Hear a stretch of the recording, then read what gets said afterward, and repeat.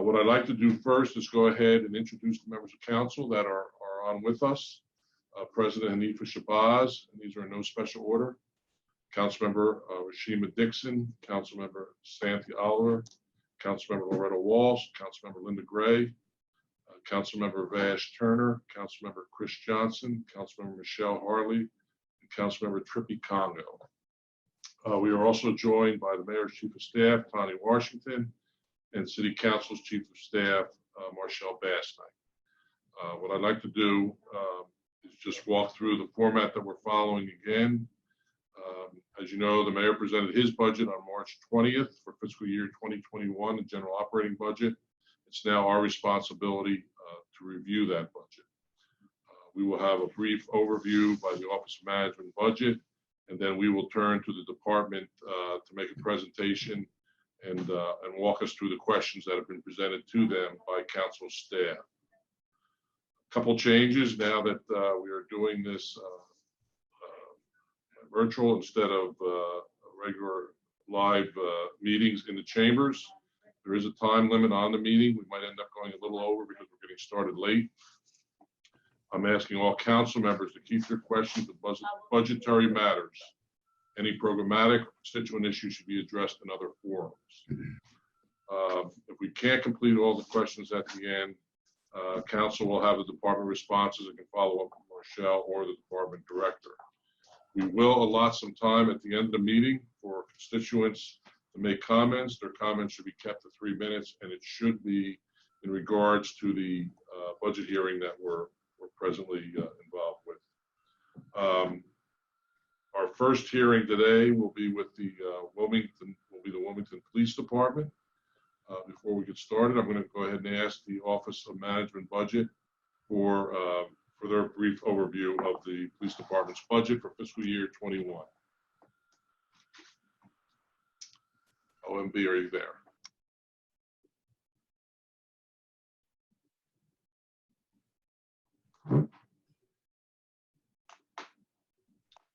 Office of Management Budget, are you there? Bud, I saw Mr. Winkler was there, but now they may have clicked him off.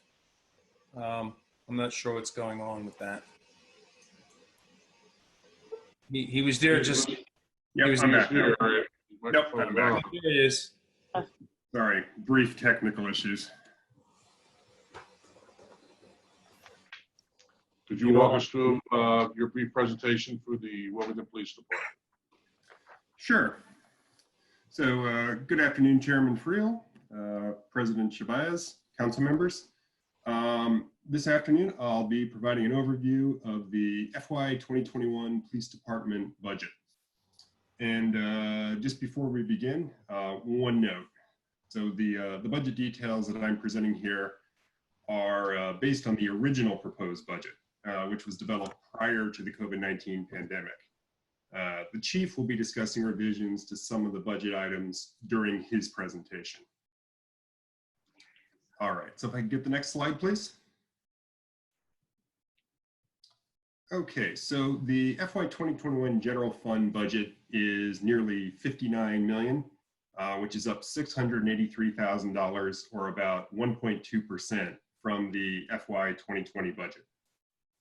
And personal services, which account for nearly 86% of the department's budget, are down $320,000 or a bit more than 0.6%. However, entirely offsetting this decrease is materials, supplies, and equipment, which is up by $831,000 or almost 36%. I'll get into some more detail on both of these in just a moment. Total staffing is 382 FTEs across all funds. This is up 2 FTEs over FY 2020. Total authorized staffing, or excuse me, total authorized strength for sworn officers is 317 FTEs, which is also up 2 over FY 2020. Okay, if we can move to the next slide. Okay, so we can drill down here a bit on some of the major funding changes in the proposed budget. For FY 2021, we've included a placeholder 2% COLA. So combined with steps and related changes, this results in additional salaries cost of $390,000. However, offsetting these salaries increases are more than $700,000 in net benefit savings. So as to the position changes that I previously mentioned, the total staffing is up 2 FTEs, which is split between the general fund and the special funds. And this includes the following. So first, we have a vacant teleserve operator, which has been deleted from the communications division for a savings of $69,000. And second, a new emergency call operator, which is also in the communications division, has been added at a cost of $73,000. And finally, 2 school resource officers, or SROs, have been added, one at Kingswood Academy and one at the community education building.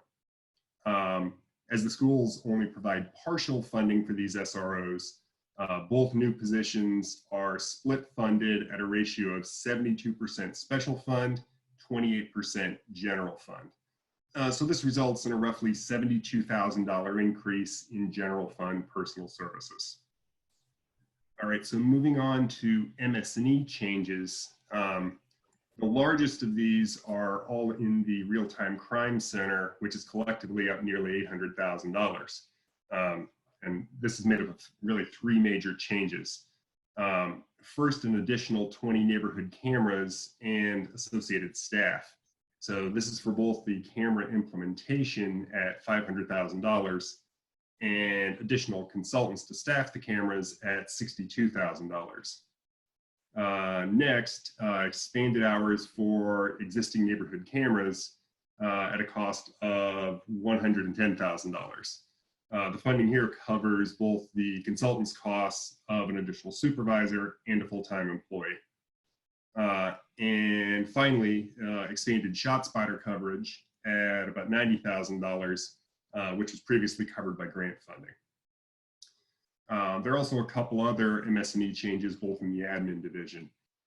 First, tasers for the academy class, which is an increase of $71,000. And finally, a $159,000 reduction in consultants. And this is mainly due to the completion of the biennial promotion process, which was budgeted in FY 2020.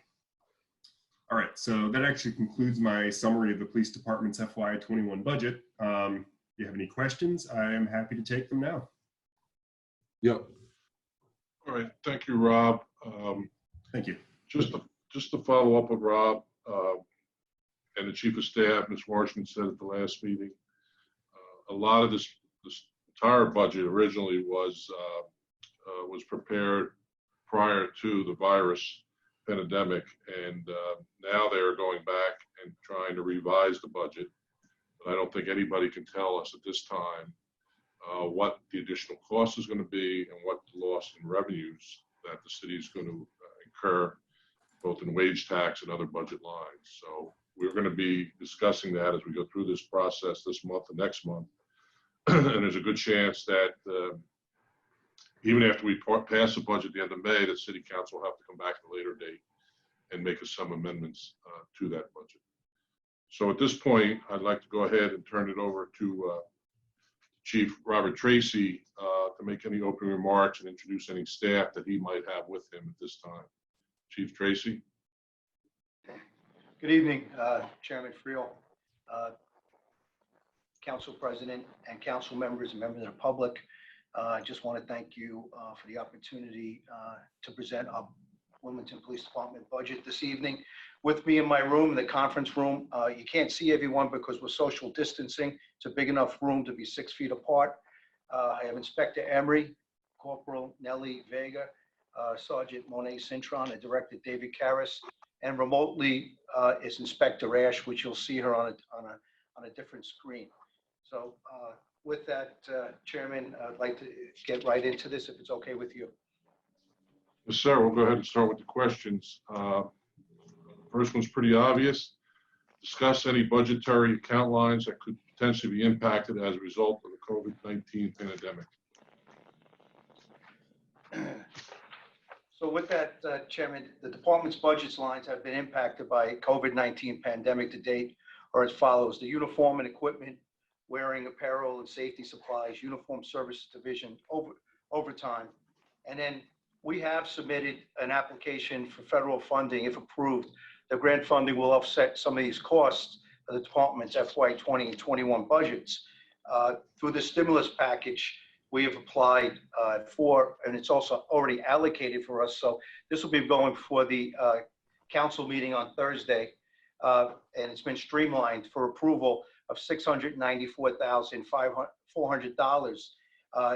It was dedicated $3.1 million to the state of Delaware for local police municipalities. We being getting $694,000 being the most. Any other municipalities getting in the state, we naturally immediately applied, and it actually goes back regressively, I think, to January 24th. And we, in the meantime, have been coding some of our overtime costs that are applying to the COVID-19 virus and some of the things that we had to adjust to that are affecting our overtime. And then moving forward, this will be in place for 2 years. So these are some of the things that are going to be impacted. These are some of the things we're trying to, lessen the blow as far as what the costs are going to be in the future for the city. Thank you. Could you go ahead and discuss the current vacant positions you have, the duration of vacancy, and if you have a timeline for filling those positions? So right now we have 4 vacant positions: a civilian position, support services division, data and communication specialist. It's a position that we've been looking at as a workload analysis. This one, looking at how we have to adjust our budget, and I'm sure we're going to be adjusting even more after this proposal tonight. That this is probably one of the positions that we can look at, and I propose that we eliminate to save some costs and to makes additional savings in our budget. The other positions are 3 civilian positions in the communications division, the teleserve operator and the emergency call operator, and 2 emergency call operators. Unfortunately, with the COVID-19 process and the fairness of our interview process as applicants applying and interviewing, some of them do not have the capabilities to do Zoom, to do these interviews, and looking for the candidates that we can hire into these positions. Hopefully, the social distancing and the traveling will be lifted sometime in the near future. That will begin this hiring process. But at this time, it's suspended, Chairman. Okay. Discuss any proposed changes to positions, new positions, deleted positions, upgrades, downgrades. So we want to take one teleserve operator position and move it to an emergency call taker position. And the interesting thing, teleserve operators, just to explain what their position and what they do, these operators, we have 4 in total, take reports over the phone for incidents in which police response is not requested or required. That could be criminal mischief, crimes in the past, fraud, things without suspects on the scene. The emergency call takers, these operators answer 911 calls and calls the WPD non-emergency number and relay the information to the dispatches. So at this time, this is one position that we're looking to reclassify up into an emergency call taker.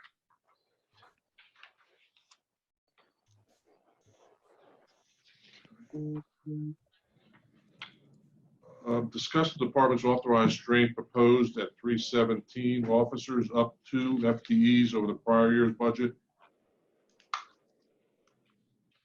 Chairman, the proposed FY21 authorized strength 317 sworn officers included 2 additional resource officers. This is actually another place we're looking at potential cost savings as far as not asking for these additional 317 officers into our budgeted strength. Would continue to stay down at FY20 315, and this is our current actual strength is 298. We have 17 sworn personnel vacancies at this time, and our current operational strength is around 278. That's taken out 6 military personnel on deployment and 14 modified personnel injured FMLA administrative duty. So boots on the ground, like I like to say, is we're at 278 for the Wilmington Police Department. And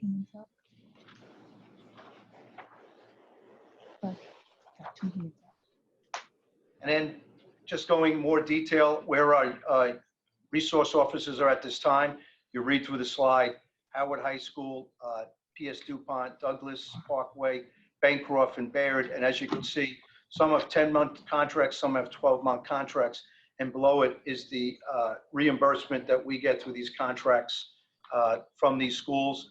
And then looking at where we were proposing one for Kingswood Academy for 12 months and Community Education Building for 12 months, we're actually looking at, as we continue to look at our budget, going through this crisis, these are some of the areas that maybe we could fill next year and try to find other arrangements to give them some special attention on patrol.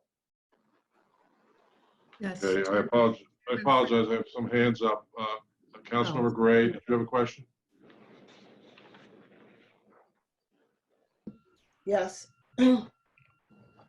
On page 10 of the budget, there are 20 cameras to be deployed in the neighborhood, and thank you very much. We've been requesting these surveillance cameras for a long time, so I appreciate that they're in the budget. But they're budgeted for $500,000, and what I was wondering is, have you evaluated a 5-year lease, capital lease? That way the cost could be spread over 5 years and it would decrease this by 33%. And we're looking for ways to decrease the budget because of the virus. So that was one question. Chairman, did we go over the cameras yet? No. I believe we have a question.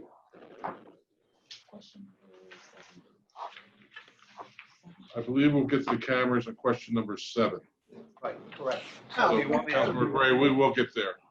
What about the other questions about personnel? Is that, I thought we already passed that one though. Additional personnel. He discussed the vacant positions and the additional positions he's considering of adding, but they're kind of in a flux right now. Well, Is that on what the you referred to? real-time crime center, there's 2 additional positions that I didn't hear him mention, so I wanted to discuss the need for those and the cost of them. That's addressing question 7, part of consulting. Chairman. That's also part of question 7. Okay, I'll wait. Thank you.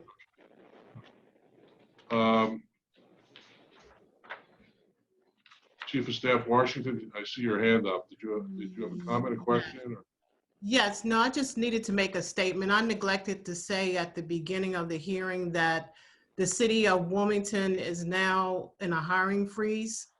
And we're also not adding any additional positions for FY21. So you'll see that as we go throughout the additional budget hearings, we are in the middle of a hiring freeze. So we will not be hiring anyone unless it's approved by me and it's you know, an essential service. But we won't be adding any additional positions either. Just wanted to make that comment. All right, Chief, were you done with question 4? Yes, sir. Did you have anything else you wanted to add? No, sir. No? Okay.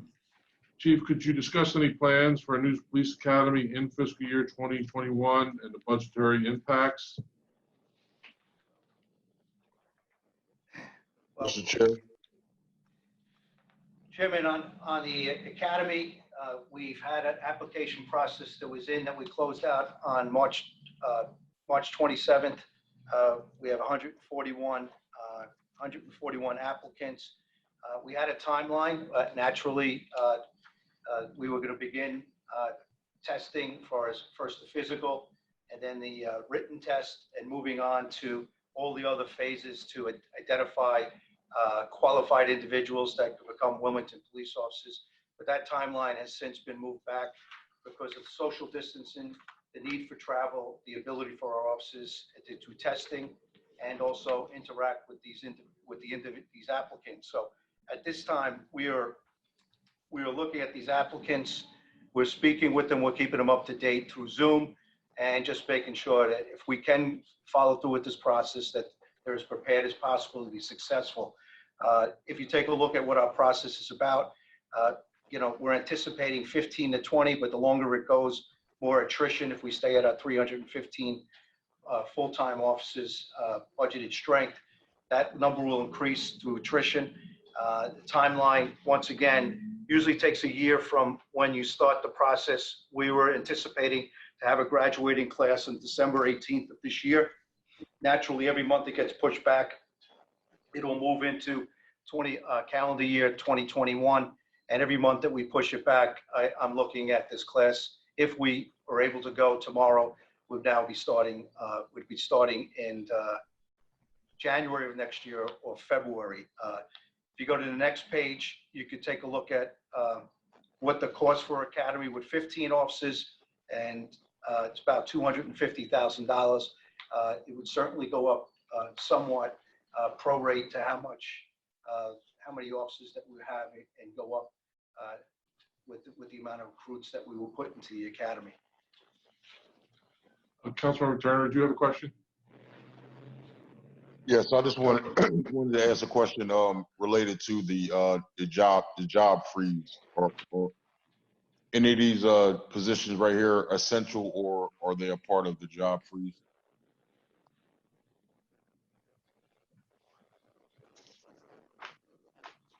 You're referring to The last question that we had when we were talking about positions. the emergency call taker and the community resource officers? Not well, emergency call taker, and I think it was another position, two more positions. I think teleserve operator and emergency operator. Well, I believe these things will be taken case by case basis as far as the necessity.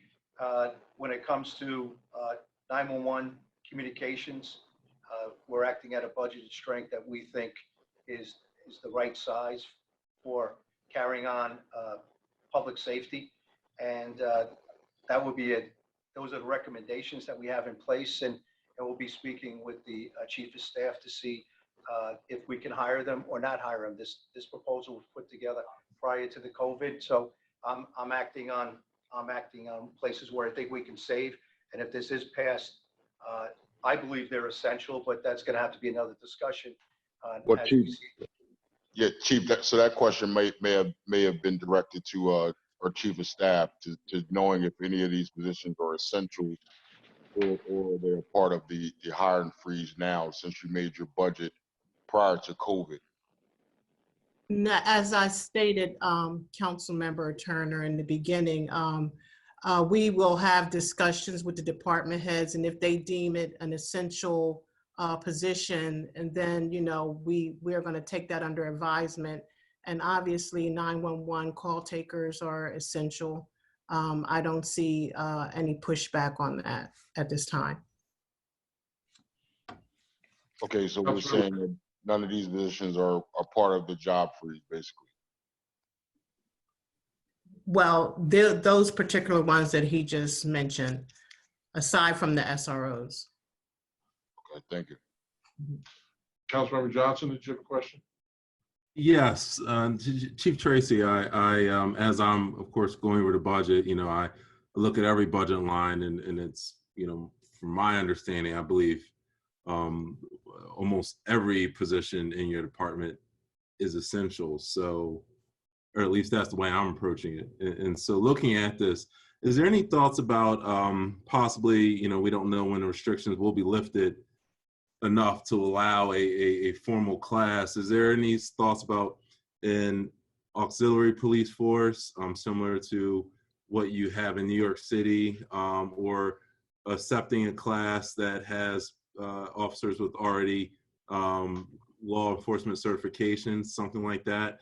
Because I'm just looking down the line, if we can't, have a class start until early next spring, the city's going to be that far behind. So I just want to know if based on your experience in other cities, if that's possibly an option for the police force.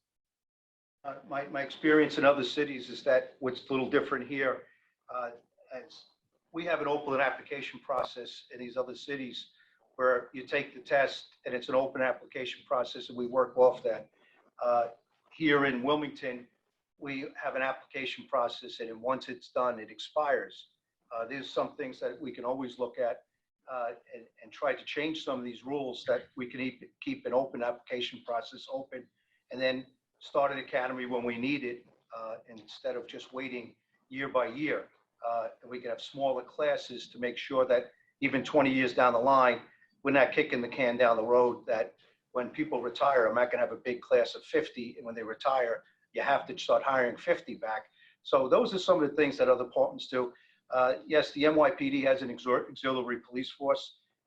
That takes time, training, and they would have to go through somewhat of the same type of academy that we have in place. The other thing is hiring officers that have Commission on Police Training certification through the state of Delaware, or other people that we could take a look at. But I know from experience looking at 9 other jurisdictions at this time, and then the surrounding region outside the state, competing against the same pool of officers.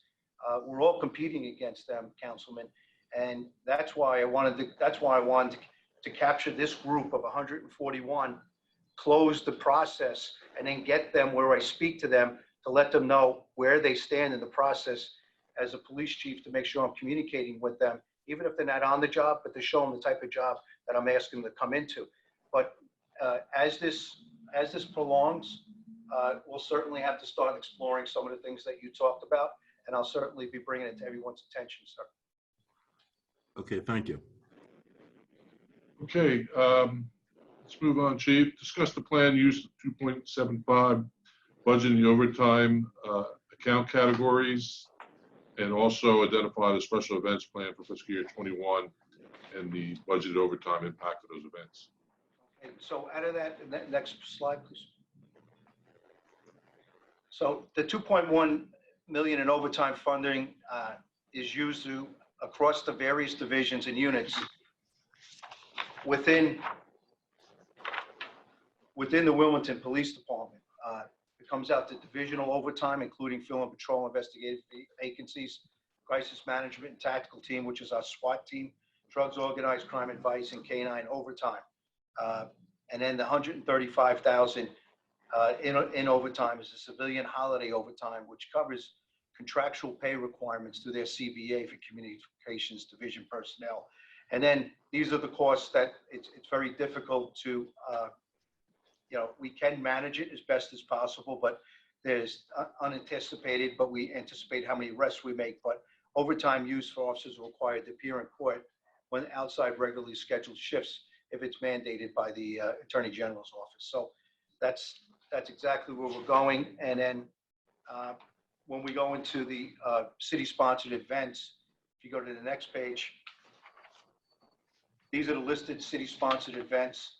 Wilmington Grand Prix, Clifford Brown, 4th of July, Ladybug Festival, Riverfront Blues Festival, Labor Day, Hispanic, St. Patrick's, Memorial Day, and Special Olympics run Over the Edge. These are the key projected city-sponsored events, and there's some are sizable and significant events in the city.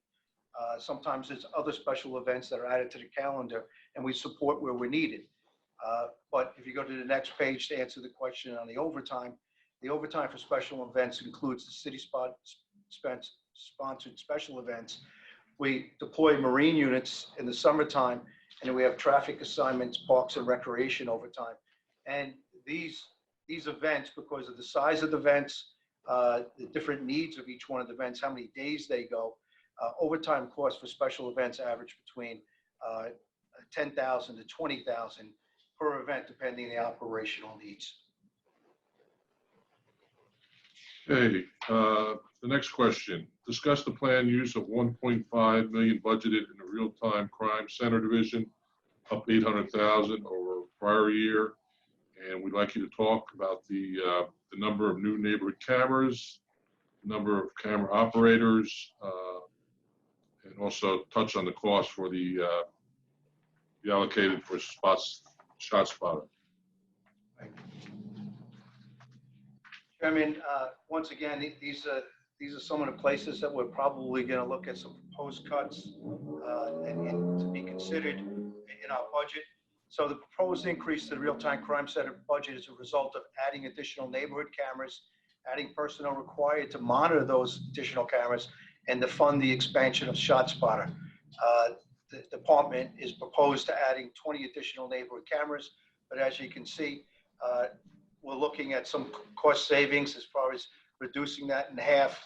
And then these are some of the areas we're going to get into with the overall savings would from where our original budget is and to our post-COVID-19 proposal where we can find those savings. Currently, there are a total of 9 employees from the vendor monitoring these cameras, and there are approximately 95 cameras in the city at this time. The $241,844 is allocated for ShotSpotter, which includes costs for existing system and the recent expansion that increased the coverage in our city. One quick question. So if you add cameras, you're not adding any additional personnel, or you're using the 9 that you have now? No, that actually would be adding personnel. Chairman Friel, I have my subject matter expert, Inspector Ash, that is part of this project. Would you mind if I have her answer that question for you? Oh, not at all. Inspector Ash? Good afternoon, Chairman. Good afternoon, Council.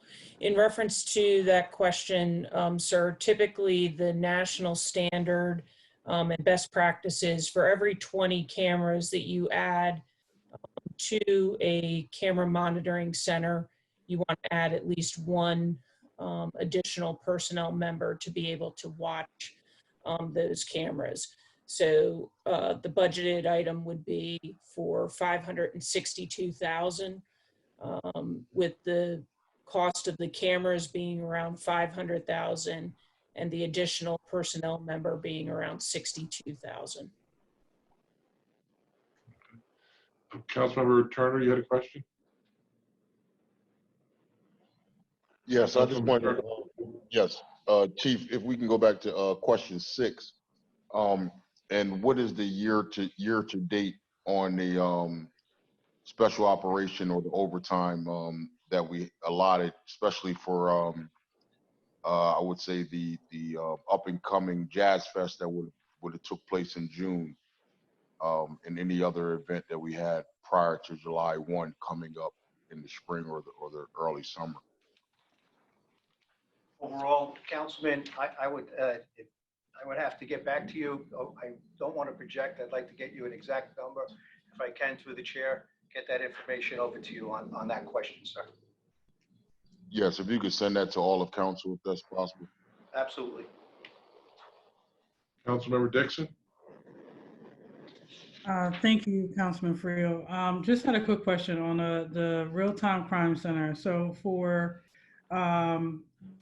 one, I know you said that the cameras, there is like 95. Is that including, how many are actually ShotSpotter cameras?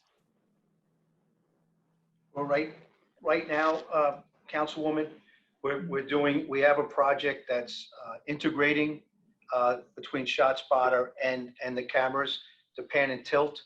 The exact number, I'm also going to ask permission if I can have Inspector Ash answer that question. Yeah, Chairman Friel? Yes, of course. Okay. Inspector Ash? Thank you, Chief. In reference to that question, Councilwoman, we have approximately 30 new cameras installed that give us the capability for ShotSpotter. And can I ask a follow-up to that? Sure. So out of those 30 cameras, that's what's covered. Because I saw that there's a subscription amount for $152,000 for ShotSpotter. Is that covering for all the 30 cameras that we have currently, or would that be additional? I think there's two. The ShotSpotter, just recently we started integrating the ShotSpotter into the camera system, and Okay. you know, that's a federal grant through the Bureau of Justice Assistance. We were awarded as a smart policing grant. It hasn't been put into every camera, but the ShotSpotter area that's covered is more expansive than those cameras in the city. So it's pretty much covering most of the areas where we're having our issues it might be, it's an additional 5 square miles now that we have for shot spotter coverage, and that we will have shot spotter in areas we don't have cameras. Okay. I hope that helps. No, I Councilman- just called, I'm sorry, Councilman Frio. Councilmember Gray? Yes, to address what my councilwoman just said, I would really like, you can't give it to me now, but I'd really like an in-depth deployment of the cameras and what condition the cameras are that we've purchased in the past. And I really think this is necessary so that we can make sure that all districts in the city are benefiting from whatever amount of new cameras we get. But I'll take that. Could you send that to all council members, please? Absolutely. I want to make sure I understand. You want the location of the cameras and a kind of analysis of the condition of each camera. Of the current cameras and locations of them. I mean, not the exact, you don't have to give me the exact corner, but I mean the area, because the communities have one idea of where they think, you know, the cameras need to deploy. And I know the police probably know better of where they actually need to be, but you know, we can have a discussion if we have some idea of where the new ones are going and where the old ones are. I think at this time we have a camera working group that's represented by both the administration, Chief of Staff Tanya Washington. It's represented by council, and it's represented by the police department. Where we go over those locations and ensure that you're represented in the concerns that we have in that type of forum, instead of publicly talking about where our cameras are and they aren't an exact site. So through that forum, something's already set up, and I'm not sure who's representing the city council at that camera working group, but I can get that name over to you. Who's Okay, representing? thank you. No, I didn't want it to be public, but I thought council should have the information so we can make sure that our districts are being Right. represented. Okay, but my cost saving ideas, I was asking why the 500,000 that's being charged for 20 cameras can't be deployed. You can't have a 5-year capital lease. That would cut the cost by 33% because it was spread it out over 5 years. I believe when we're taking a look at this and how I would have to defer again back to the camera working group as far as whether this could be leased or a one-time purchase and then upgrades to it. So if I can, Chairman Friel, I'd like to defer again to my Inspector Ash. This is a capital lease though, okay?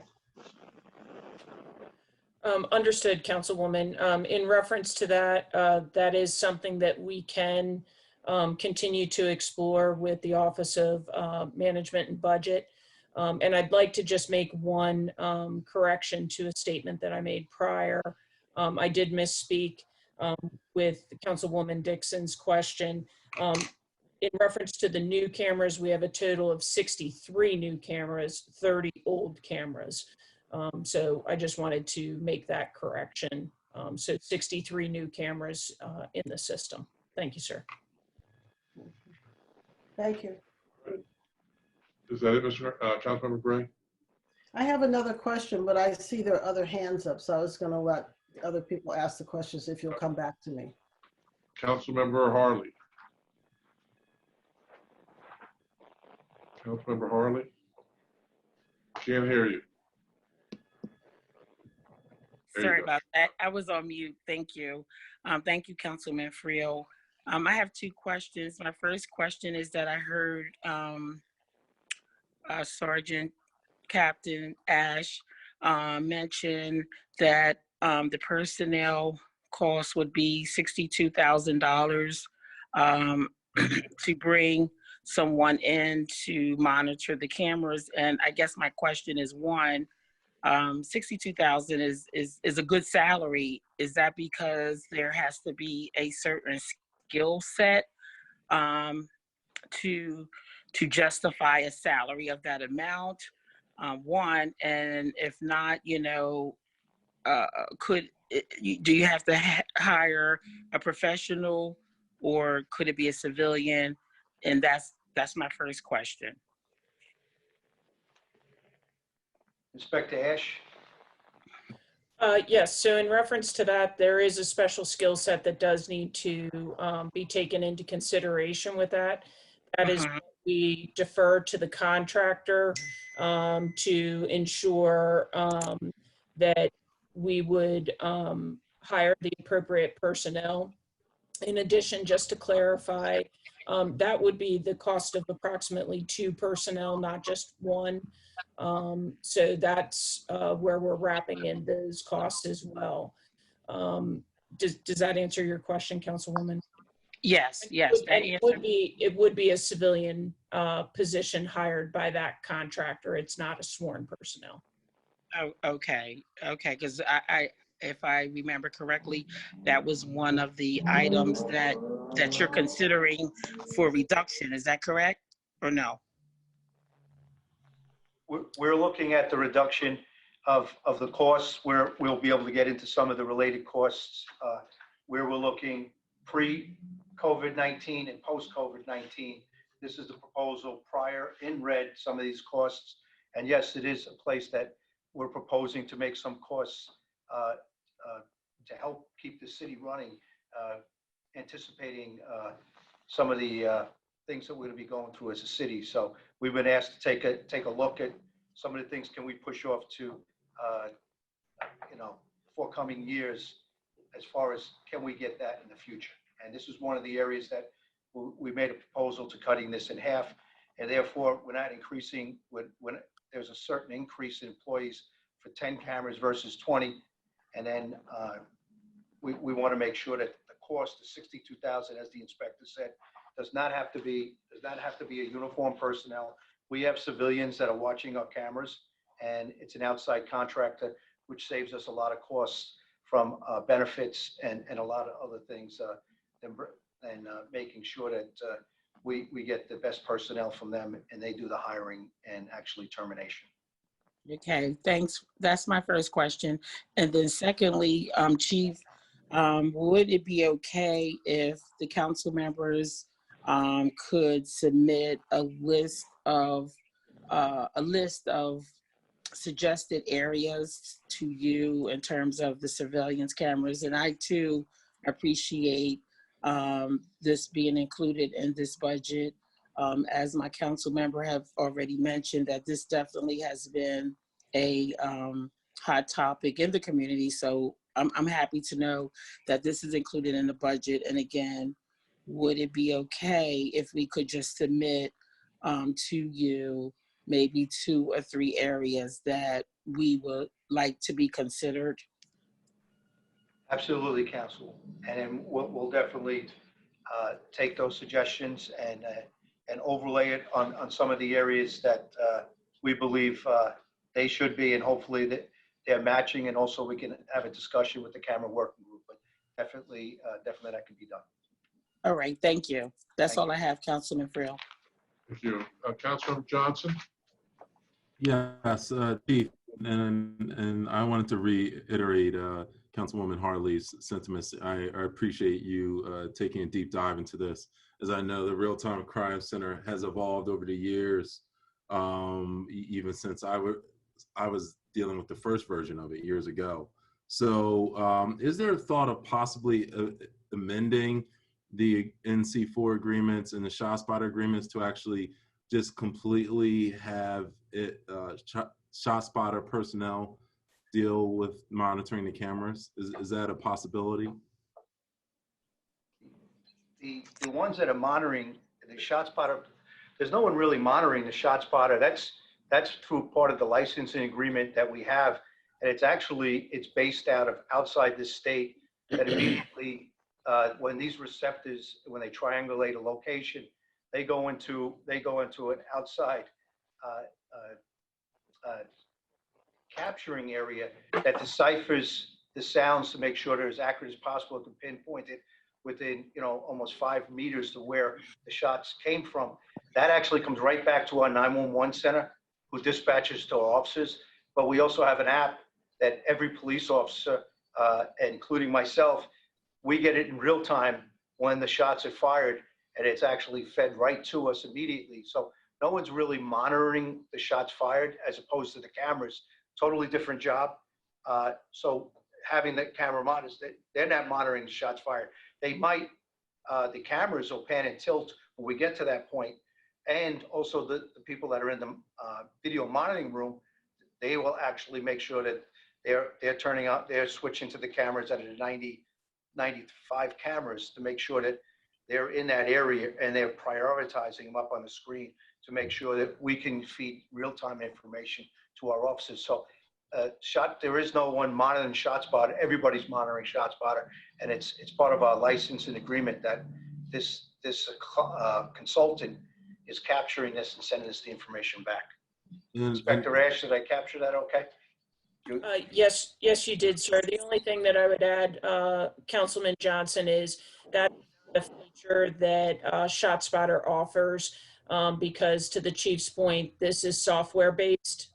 This is not where they offer personnel to assist in monitoring. That is why we have to hire an outside contractor to actually monitor the cameras, because to the chief's point, the ShotSpotter is software based and not human based. And just a follow-up question. Since we are looking at a big investment in the camera system, will the hardware be able to be configured for facial recognition software? I've been researching a lot of that recently, and I know a lot of jurisdictions such as DC are moving there, New York. So is this something where we're going to have to get a whole new system if we want to move towards that, or can we just modify the existing system? What we're doing, Councilman, what we're trying to do and make sure we do, we're using a Genetech camera that's the camera that can integrate best with ShotSpotter. And also, if we ever have the ability to improve on our IT, that's why we're using those type of cameras. And if we're able to get the type of things that you're talking about, absolutely, I'm all for it, because it's definitely going to help us with public safety. Okay, thank you. Councilmember Gray? Yes, I have a question about, we're still in the Real-Time Crime Center. With the consultants, item 10, it says increase to add full-time supervisor and full-time employee. Why is the supervisor and employee under the consultant line? And the other part of that is there's $370,000 for two individuals, $185,000 each for those positions. I'm not, can you please tell me the page you're at so I can better understand the question? Page 10 of 21, under general fund.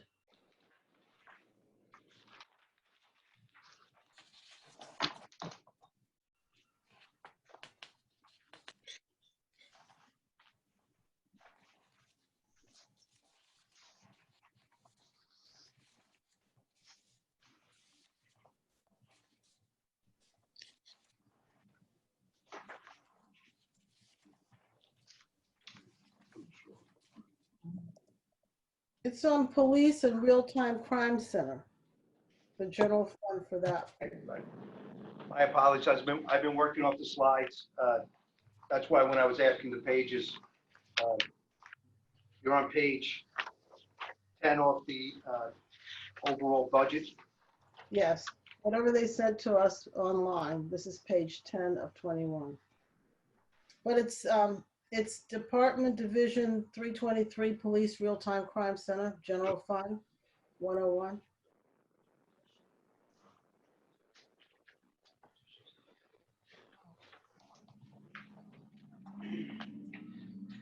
This was the same page that the cameras are on. So Inspector Ash, this is the thing that we're actually looking to cut, because this was to be a supervisor. If you take a look at, we have nine full-time employees, consultants that are monitoring the cameras. If you really take a look at 9, with the additional cameras, even 9 wouldn't be able to cover in industry standards 24/7.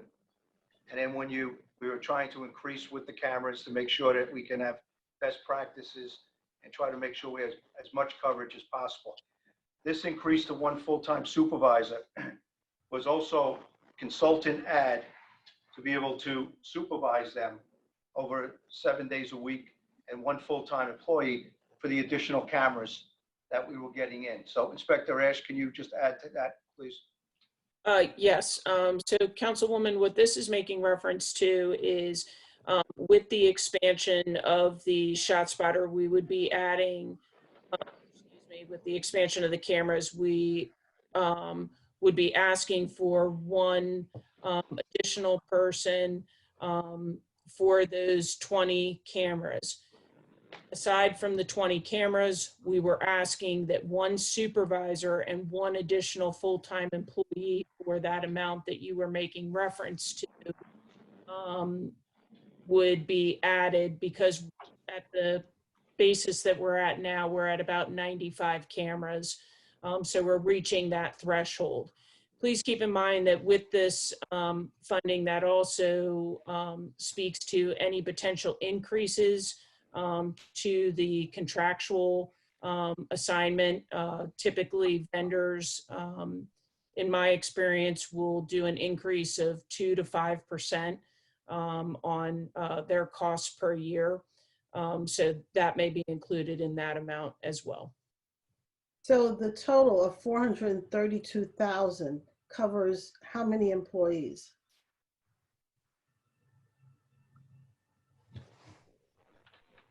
Chief, I don't know if Nellie can speak to the exact number.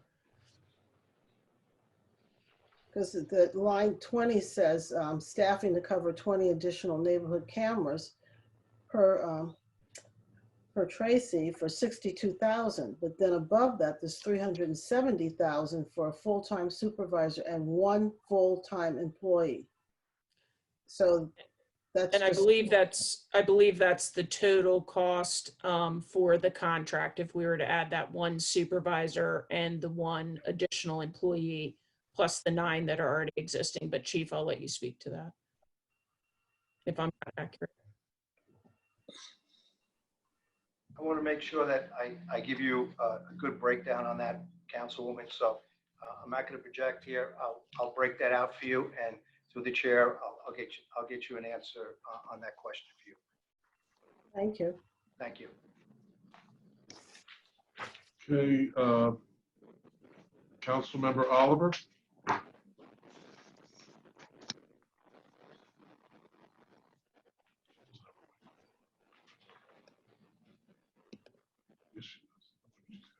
Councilmember Oliver. Y'all, come on, these are souls. Councilmember Oliver. Get her information. What's her name? Where she live? Find out.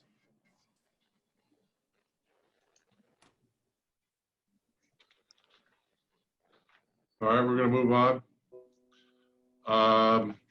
The next question, discuss the 497,000 budgeted and temporary salaries for crossing guards.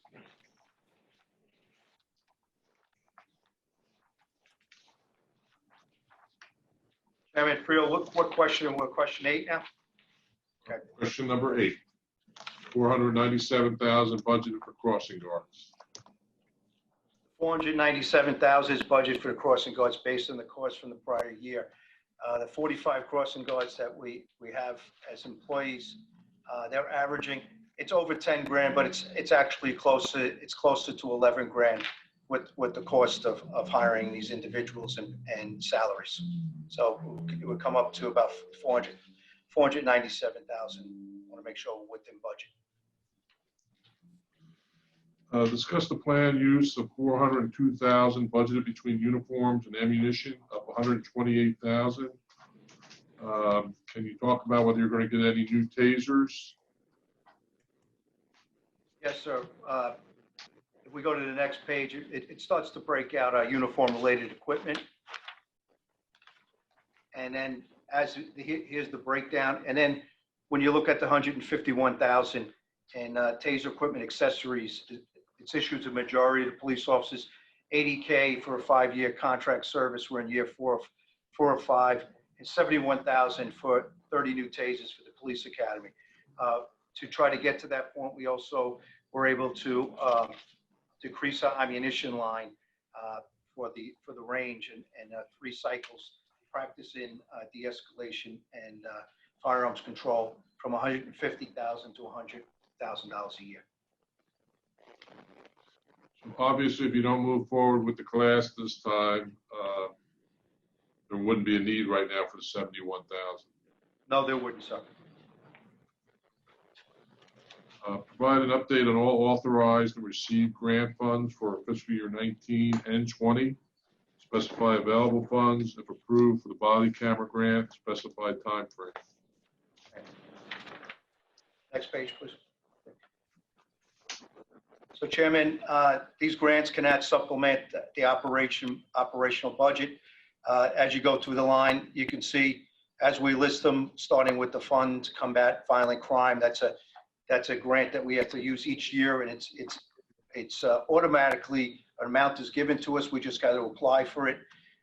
As you can see, 403,000 has been allocated, and our balance is 23,000. Then you look at the ED, which is the Emergency Illegal Drug Enforcement money. You see 19 and 20. These are both 3-year budgeted grants. As you can see, one's already been extinguished.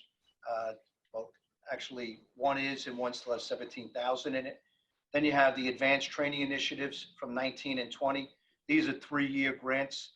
This is through the state aid to local law enforcement, which are salaries, and you can see the amount given and amount expended.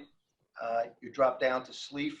The SLEEF funds are Special Law Enforcement Assistance Funds, and these are all things that we compete against all the 49 other police municipalities in the state, and then they really go by the size and your need. And so I'm glad we're getting our fair share, which we weren't getting in years past. SLEEF funding, as you can see, the initiative, training initiative, DNA testing, hostage negotiation equipment, shotgun upgrades, robot upgrades. These are some of the things that were already resolutions that we proposed to the council that are approved. And then as you go down, you got some federal grants. The Burn grant, these are 3-year grants for the cold case investigators, and it goes into 19 and then 19 high intensity drug trafficking area. You can see we expended them. And I think I believe the FYI fiscal year 19 HIDER, which will start being enrolled into the HIDER ATF bit force, which you can see that we've been allocated 53,000. That's going to be coming back again, hopefully. And then the motorized trike and FYI bulletproof vest program. Both of these, the vest program is something as these vests start to reach their shelf life, we start to draw off with 50% matching funds, and the motorized trike project. The PO is out, and hopefully we'll be getting that equipment soon. Councilmember Turner, did you have a question on those grants? Thank you, Mr. Chair. My question was, it's either probably directed to the chief of staff, or it may be to the chief. But we had discussion about body cameras prior to this discussion of the grant that you're discussing about in your presentation. What was the reason that we couldn't do the grant, couldn't do the body cameras through us amending the budget? I think something was mentioned about an agreement with the union.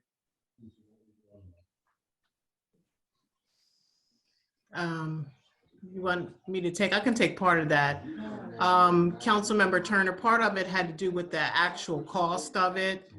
The reason why the chief went through the grant process is because the grant would pick up the bulk of the cost. And if we would have just amended the budget, then it would have been on the city to have recovered the entire cost of the cameras. And it would not have been offset by any funds outside of the city. And as I understand it from the chief, it also, with purchase of the body cameras and instituting that program, you also would have to add some personnel associated with that. So it was In never, addition, and also, you're right, there is, we have to go through, we have to have a conversation with the union on the actual policies and rules behind the body cam. So I'll let the chief speak to that. so before the chief speaks to that, so are we saying that it wasn't an issue with the union that we could have went on and put in the budget and we could have assumed all the costs without it being a conflict of the union? No, we haven't settled that issue with the union. Chief of Staff, hold on 1 second, Chief of Staff. Because we were under the impression that we couldn't do it because it was new equipment that needed to be negotiated. Now, I might have heard that wrong, or maybe my colleagues can weigh in on that to see if they heard the same thing. No, but I'm just curious is that same issue or that's off the table now? No, it's still an issue, and I believe you're referring to the letter that the union president sent to City Council. So it's still an issue. Okay, so is the issue resolved even if we file for this grant? Is that issue resolved, and we get awarded this grant? Not that I'm aware of, but I'll let the chief speak to that. Councilman Turner? Yes. As far as the letter coming in, we're in the middle of contract negotiations and beginning that. And then also when that letter came in, anything that we negotiate with them, the head person is Director Charlotte Barnes, who is actually heading that and is leading the charge as far as negotiating with these cameras. And it's coming down, these body worn cameras, it's coming down just stipulations of discipline of when they're used, when they're not used, and what type of discipline or education process will be in place. And I know that's also something that was starting to be discussed or potentially. And then, of course, with this COVID-19 and extraordinary situation that we're in, a lot of things have been pushed back. But it's something that we're going to continue to do, take a look at, see if we can get a resolution to that. With that being said, I think some of the concerns with the body worn camera, which you've had me publicly talk about, I'm all for them. All the officers want them. I think it's one of the things that just came down to a cost. First plan of action last year was to apply for the grant in early spring last year. There was some technical narrative that we did not properly put in there. And that goes to me as a person that's reading the grant, and it's my responsibility. And they knocked us out of that. It's a highly competitive grant that everybody in the nation is looking for, and we didn't get it. And the problem is if we move, we're applying again this year. May 4th is the deadline to get it in. We've already got it written. We're not going to make that technical mistake again. We've rectified that. And part of getting these cameras in is that if we had said we can move forward this year in this budget, they would have saw the ability for the city to pay. And therefore, we would have been ineligible for this grant. So they'll match up to 50% of the technical costs and equipment costs on a body worn camera program, but they're not going to afford the costs of the personnel of the the one sergeant and the 3 officers that we're going to admit in this program. That's part of the best practices of a lot of things that are behind the scenes costs if you're going to run this body worn camera properly. There's the things that come in as FOIA requests, defense attorney requests, prosecutor requests. There is going to be so much behind this as far as making sure we manage and store this properly, and we get it out to the people that are going to need it once we're wearing that. So I'm sorry, Councilman, go ahead. No, Chief, did we get the grant application in the last time, or we didn't get it in? No, we absolutely got it in. What we did is we missed out on a technical narrative that we missed out on some language that we were not going to make that mistake again. we talked about this at the Public Safety Committee meeting, what made us ineligible, but a lot of police departments got knocked out in the first round. We noticed something through the Bureau of Justice Assistance, the COPS office they put out every year. We've corrected that language, and we're submitting before May 5th for the same grant, which they don't tell you to October 1st if you receive it. My caution is that if we put the money up front and we could show that we can afford these cameras without this grant, that we'll be ineligible for this grant through the BGA because we showed an ability to pay for this. And I think that's something that was one of the debates. Do you want to take the chance of trying to get this grant again, or do you want to put all this money up front and then you're ineligible for the grant? We're weighing some of the things that we can help and be fiscally responsible and where we're going to get the money from. So I think that's a lot of things that went into the decision. And, and once again, Councilman, I definitely would have loved to be able to have these body worn cameras, but I also know this is significant cost, and there's some strategy we're trying to use to make sure that we can get them and minimize those costs if we can get this grant. Thank you for that, Chief. Now, Chief, is that a yearly grant? So that was last year we put in for that and got ousted by the first round, or? Yeah, we got ousted. We actually were knocked out with a lot of other police departments.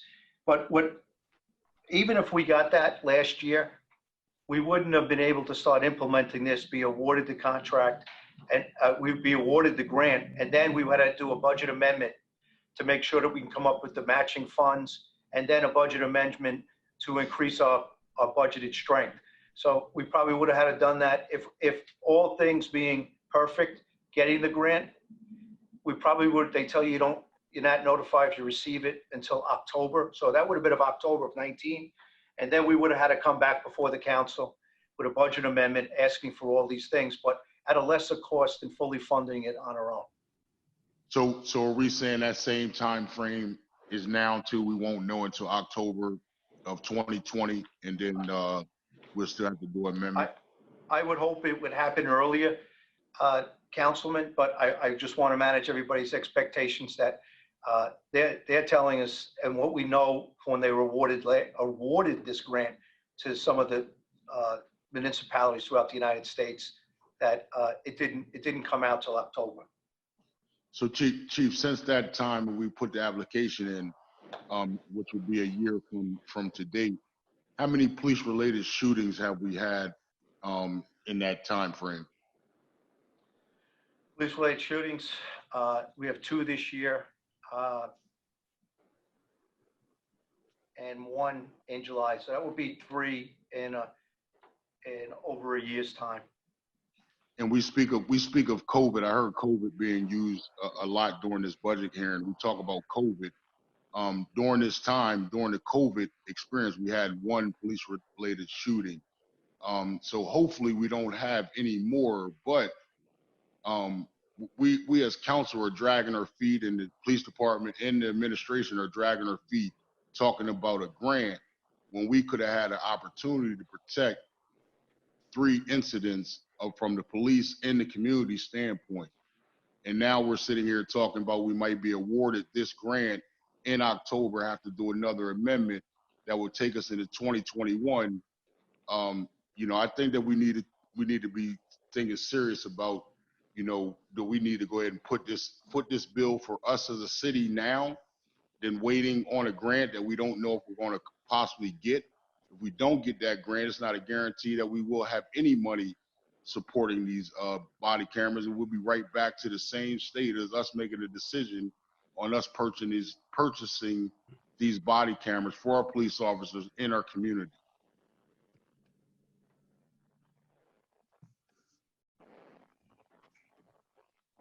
Councilman, I'm not sure if that was just a statement or. Yeah, it sounded like a statement to me. So I hope I answered the question as best as possible. I understand your concerns, which are all our concerns. Okay. I didn't want to say that if someone from the public would like to speak and make comments at the end of this hearing, you can go ahead now and raise your hand so we know that you're waiting to have your 3 minutes. Chief, let's go ahead and move on to the last two questions. Discuss the budgetary request for 4 additional vehicles to be added to the city's fleet.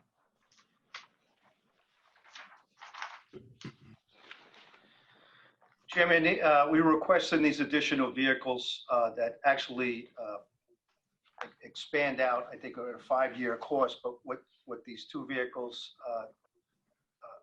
4 vehicles requested. We also looked at, this is a place that can we look at trying to avoid, post-COVID, looking to find additional savings in our budget. This was basically, we were asking for 4 additional vehicles for our criminal investigation division. We currently have 26 detectives when there's 12 vehicles assigned, but different shifts that they're using them. Sometimes 3 or 4 detectives are sharing a vehicle. And under this methodology that I was able to bring in as far as the type of policing and intelligence-led policing, I have detectives going out more and more scenes than ever before, both for, I call them failed shootings when nobody's hit on shots fired. I have them going out on all these things because that's just going to be another retaliatory shooting.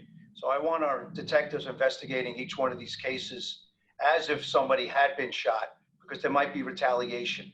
And we're getting great success in lowering the amount of shooting incidents and also apprehending offenders who are actually, we're capturing shooting at these incidents before anybody's shot, so they can't get a chance to retaliate or do a shooting again. And then doing the canvases in the neighborhood to show, hey, we do care, and we're actually using the detectives more in an operational manner. So we requested 4 vehicles. We requested more, but after the chief of staff said maybe 4 you can have, maybe we'll try to put that in the budget. Came back again the other day and we said this is probably a savings that we can come down. If they have to write 3 or 4 deep, we'll get by. But I was looking for just for if there's several different scenes happening, which has happened to us even as recently, I can get my detectives there in a timely manner, because time is essence when it comes to any investigation. And the first minutes, first hours are critical. So we'll continue to try to improve on that, but we were only asking for 2 vehicles. Now, we're asking for 2 now, proposing from 4. And can you discuss any requests you have for technology equipment? Yes, Chairman, we requested 14 additional Surface Pro tablets for detectives of the Criminal Investigation Division and the investigators with the Office of Professional Standards. Once again, this goes through the whole methodology. I don't want people to have to come back and forth from scenes, from interviews. If they can get more done out in the field, there's more of an omnipresence, more time saved, more things that are critical to investigations. And my investigators, I talked about the criminal investigation side, what I'm expecting from, but everything's about integrity and our internal affairs and our legitimacy of a department. I wanted to offer the same thing in my Office of Professional Standards, because they are going out doing interviews where they're actually interviewing people when it comes to civilian complaints and obviously internal investigations of our offices. Okay, and of course, the last question is the organizational charts, which council can review at their leisure. I'm going to ask once again, is there anyone from the public that would like to make comment in regards to Wilmington Police Department's budget for fiscal year 2021? I'm not seeing any hands. I hope I'm doing this right. Okay, that concludes our hearing for the Wilmington Police Department. Chief, I want to thank you and your staff for coming in, answering all our questions, and for the service that your entire department performs for the citizens of Wilmington. You're greatly appreciated. Thank you, Chair. We're going to take a break. We're going to take a break now. We're going to come back at 6 o'clock, and we'll hear from the Wilmington Fire Department. Thank you all.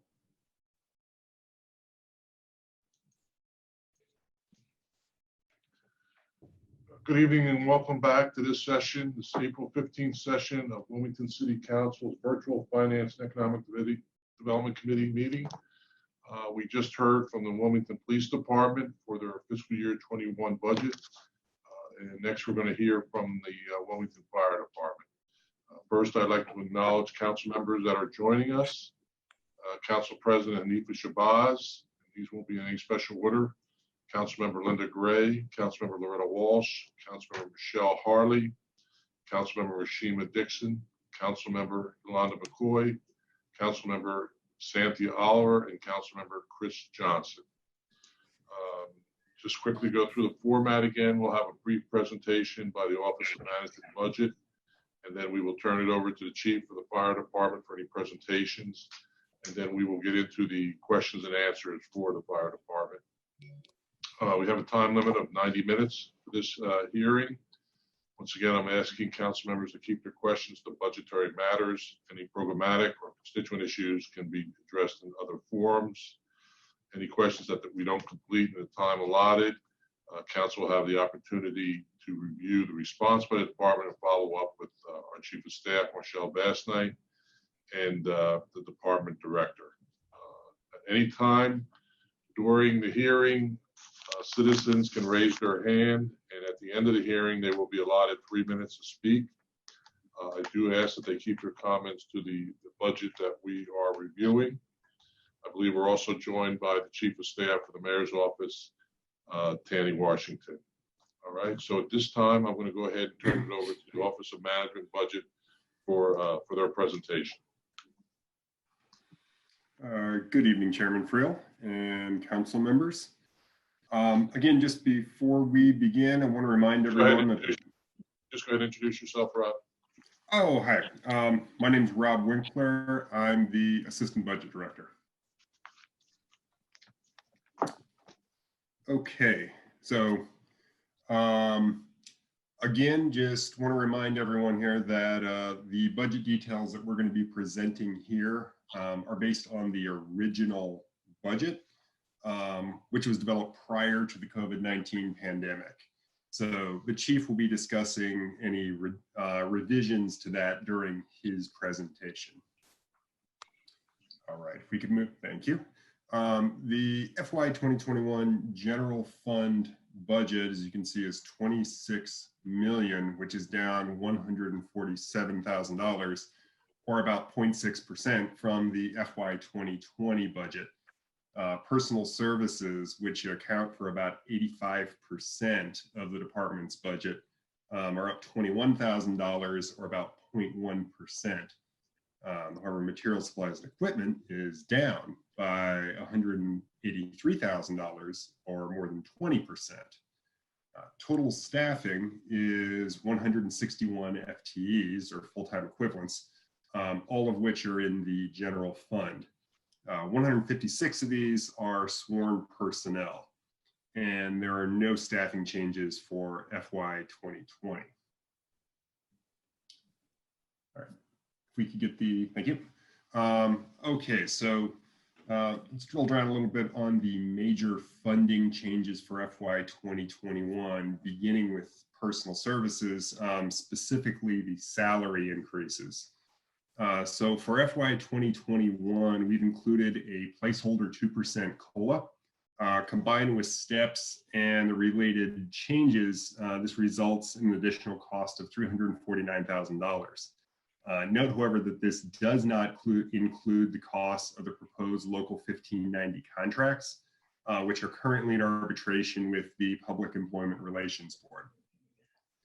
So offsetting these salary increases are almost $325,000 in net benefit savings. The largest component of this decrease is the state pension contribution pass-through, which is budgeted to decline by over $1 million. This is due to an equal and offsetting reduction in the pension contribution revenue pass-through, which is provided by the state. So due to this reduction, the city needs to make up the pass-through revenue loss by increasing its own pension contributions, which leads to the second item here, a $680,000 increase in the actuarially determined old pension plan contribution. Okay, so moving on to MS&E changes, the largest of these is a $137,000 reduction for one-time items that were completed in FY 2020, which includes the outfitting of fire engines and ladder trucks. Similarly, the budget includes a $55,000 decrease in consultant costs, mainly due to the completion of the biennial promotion process, which was budgeted in FY 2020. And finally, overall debt service decreased by $42,000, which is mainly due to the savings from the proposed refinancing of existing debt. So that actually concludes my summary of the fire department's FY 2021 budget. If you have any questions, I can take them now. Okay, I want to go ahead and welcome Chief Michael Donahue and any staff that he has with him at this time. Chief, are you with us? Chief, I believe you're muted. Yeah, just getting used to these types of meetings. Good evening, Council Chair. Good evening, Council. With me tonight, I have my Deputy Chief, Gabe Pabone, my Battalion Chief of Support Services, Carl Ziffel, and my Deputy Chief of Operations, Jerry McCaffrey. Okay, I guess we can just get started with the first slide. Yes, sir. Go ahead and move forward. Okay. Okay, the vision of Wilmington Fire Department is the vision of Wilmington Fire Department to continue to provide the citizens of the city of Wilmington with the highest level of life safety, emergency services, and property preservation. This will be accomplished through intense training, public education, prompt response, and compassionate emergency care. Over the past few years, or over the past year, we've done considerable things to improve our services, and I will be hitting on a few of these. Our top three priorities: secure funding to continue the renovations to all city fire stations. Over the previous year, we were able to totally renovate Station 3. We still have 3 stations that need to be renovated, so we will still be going forward with that project. Secure funding to replace fire apparatus and develop a replacement cycle for replacing apparatus in the future. Again, in the previous year, through the capital budget, we were able to secure 2 new engines and 1 new ladder, and they were placed in service. We still have a ways to go on our apparatus replacement, but we will continue to seek funds and replace the apparatus as needed. Continue to nationally certify our fire department officers and firefighters in various areas of the fire service. This past year, we instituted a fire officer development program. And basically, our firefighters, after they came out of the academy, they were certified, but we never really did anything for the officers. So my staff and I decided how we would pursue this, and we are now pursuing national certifications for all officers and all our upcoming officers. We also completed NIMS 300, and we will look to complete NIMS 400 this year, and we will be doing a Wilmington Fire Department Command School. As you're aware, we don't have a fire school, but we have computer simulations. We reached out to the Philadelphia Fire Department, and we will do virtual firefighting to further train our officers in small to large scale fires. Our performance measures, okay, quality assurance of all fire reports and inspection for accuracy, content completion, submission in a timely manner. My administrative assistant makes sure she stays on top of this and makes sure all these are done in a timely fashion.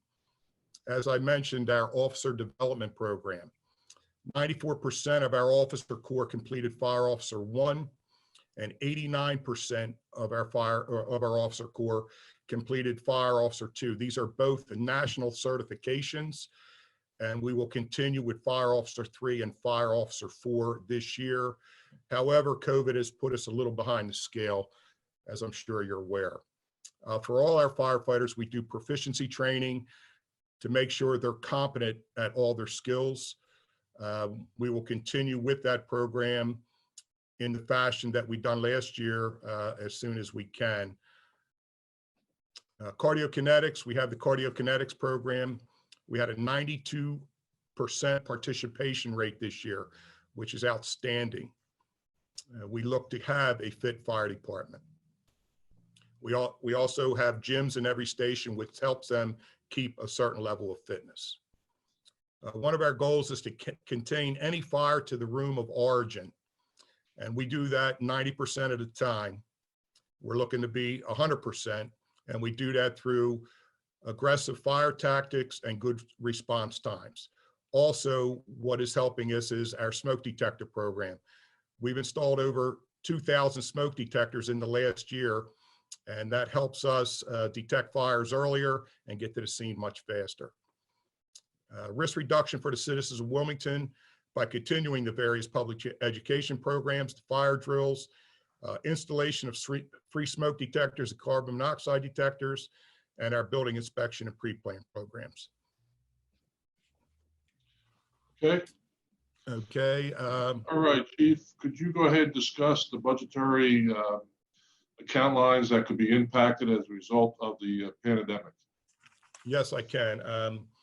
Where it would impact us the most, could we go? Okay, I'll just, the slide changed. It would be our MS&E line, which would be wearing apparel, safety account line, overtime, and cleaning supplies. As you're aware, with the COVID, we have gone through quite a bit of PPE, and we will continue gloves, masks, gowns, etc. Overtime. Today, we were hit with our first COVID potential exposure. So I have 5 guys that will be quarantined till further notice till we are advised of the test. So that will cause overtime to go up, and cleaning supplies. We're cleaning the stations twice a day and then some, and we're also cleaning the apparatus after every response. So our budget lines in these areas will go up.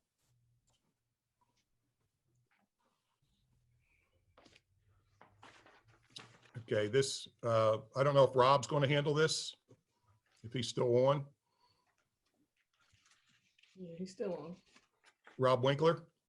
Mm-hmm. So I actually believe we also have these marked out in most places in the subsequent slides as well. But in our discussions with both the chief and the chief of staff, we came up with several items that we believed could be reduced. And I believe, Chief, you may be able to speak a bit more as to each one of these individually, but collectively there was over this $200,000 here that we think may be possible to pull back from the original proposed budget. A lot of these are related to, as the chief mentioned, to the new class. There's a few other items here, like the guns for the fire marshal, admin overtime, that are also can be pulled back beyond that as well. Chief, anything particular you want to add about any of these individual lines, or do you want to hit them when we get to the specific slides? I think it would be better to hit them when we get to the slides. Yeah, it works for me. These are under discussion at the present time. Is that correct? Correct. Correct. Okay. All right. Chief, discuss the planned use of $201,000 budget and wearing apparel and safety account line, and talk a little bit about the replacement of worn out uniforms. Okay. As you can see, the replacement worn out uniforms, that's for the rank and file. Their uniforms wear out, and of course we have to replace them. We lost our manufacturer, so we've seen a substantial increase. So we switched vendors, but we have to have the uniforms. Recruit class uniforms, this is one of the items that can be reduced. We're looking to take everything for the potential of having a recruit class, and we would use grant and aid money to purchase the uniforms. The replacement for protective equipment for firefighters. And that's all the PPE, gloves, hoods, boots, things like that, that just wear out over the course of what they do for a living. The protective equipment for the recruit class, again, $103K. This is also something that we would use grant and aid to purchase. Protective equipment for the fire marshal, that's just some of the things that they need to do their jobs. Certified police officers, new holsters, things like that. And the replacement of handguns for the fire marshals. We can hold off another year if need be, and that's another area that can be reduced. Okay, I see a question by Councilmember Oliver.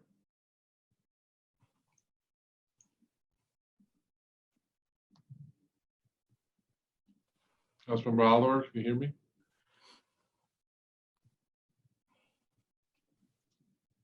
Keeps muting. But Go ahead, Councilmember Oliver. what is going on?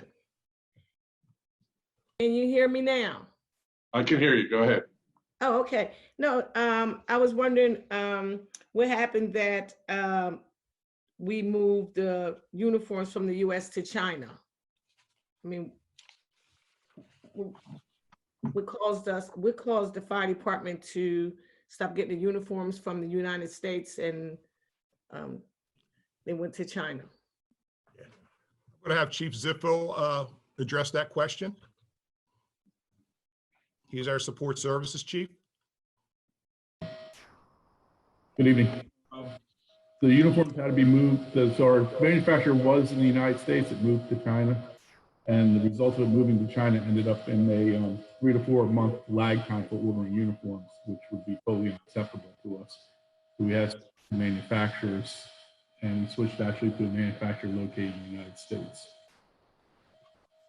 Okay, thank you. I also want to acknowledge that we've been joined by Councilmember Vash Turner and Councilmember Trippy Congo. Okay. Discuss the department's authorized strength, specify fiscal year proposed authorized strength, fiscal year 20 actual strength, specify the plans for a fire academy in fiscal year 21. Okay, as you can see, our authorized strength is 156 uniformed firefighters. Our actual strength as of today is 141 due to, as I stated earlier, 5 COVID exposures, 2 COVID-related pre-existing conditions, 3 vacancies, 3 long-term injuries, and 1 long-term sick. So that's puts me down to 147. We are planning to have a fire academy. Presently, I'm officially only down 3 people. The trigger for the class would be 8, but we are planning on it. We're projecting some retirements. However, with COVID, there's been some uncertainty with some people, wives losing jobs and things like that. So I don't have a firm number. Projecting the class, if we hired 8, we would hire, or if we hired 10, we would hire 5 over for attrition. And as I talked about before, the uniforms, the protective gear could be reduced through grant and aid money, the training, 45K, and the hiring process, an additional 4K. And that's what the class would cost. Okay. Discuss the planned use of 1.2 million budgeted for overtime. Specify if any stations or engines, I think you've already talked about this, have been impacted by COVID-19. Okay, I will touch on it again. The overtime is for all of our overtime. Fire suppression, based on vacation, sick, parental leave, COVID, whatever it may be, and also for our administrative staff when an academy is in session, and for the fire marshal's office who do various inspections and investigate fires after hours. The plan if a station or engine is impacted by COVID. We do have a plan. If a station or an engine is infected, that's secondary to the actual personnel. But as what happened today, soon as we were notified, the members were taken out of service, sent home for a 14-day self-quarantine, or until we hear about the testing, whether the testing was negative. The station and all apparatus and equipment was sanitized immediately with a SteraMist machine, which sprays a hydrogen peroxide solution, and that was performed by our partners at St. Francis Hospital. We do have a CFO plan, a special support emergency fire operations plan. If our staffing levels fall below sustainable levels, meaning I lose a lot of people to COVID. There's 2 levels, and right now we are not even close to one of those levels, but if we fall to certain numbers, basically we would change their shift to a 24/48 instead of their current 24/72 work schedule. And if it fell even farther to below 100, we would go to a 24 on, 24 off, which would significantly increase the amount of overtime we'd have to pay them. But right now, we're doing okay. We only have 5 that are affecting us. Councilmember Johnson, do you have a question? Councilmember Johnson? Councilmember Johnson? Gotcha. Sorry about that. Gotcha. Yes, Chief. And I think that the public is always, knowledgeable about, I think police safety, but do you have these numbers at your fingertip about what the fire incident rates are over the past 2 years? Are they improving? Are they staying the same? Are they getting worse? Just to give an idea on just how effective your fire marshal's office has been, because I know they've been out there, they're doing the carbon monoxide, program. And so is there any way you can quantify that, just the fire incident rate this past fiscal year versus 2 years ago, and well, where we are? Total incidents are on the rise, but that's mainly due to the medical aspect of the service. Fires are down.